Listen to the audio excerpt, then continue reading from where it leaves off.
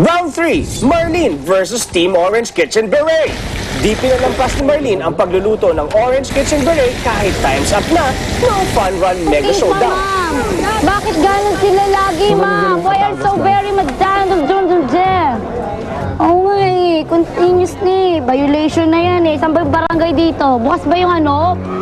Yung si Mayor? Makapagreklamo nga kay Mayor? Salamat sa araw na to na binigay. Matapos ang Fun Run Mega Showdown, nagkabati rin si Marlene at Ting. Pero saglit naman yun. Pero behind the scenes, si Marlene at ang Orange Kitchen Beret, di patapos ang pagtutuos. Dapat nga, hindi na kami kasali doon dahil puro violation na sila eh. Tsaka yung tinapay namin may sumabat tahe talaga Yung pa. Baka naman dun yun talaga nilagay. Bakla, hindi ba Ano naman mukhang basura talaga? Hindi ako nagbalot nun eh. Gumagawa lang kayo. Baka may nakakuha, hindi naman siguro. Sumugulpahin kita ngayon. May video. Kung palaban si Marlene sa mga showdown, pagdating naman sa harap ng Masters of the Table, misto lang, crying lady siya.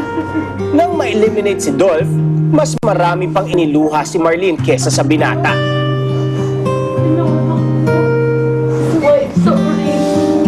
Mga magulang ko, sorry talaga. Sadya po.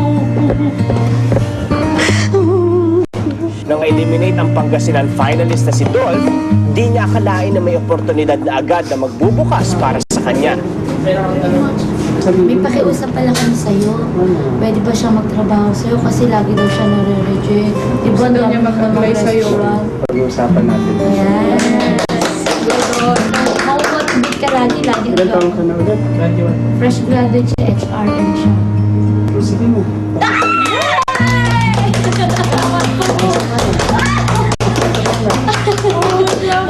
Blessings yan! Sabi sa'yo?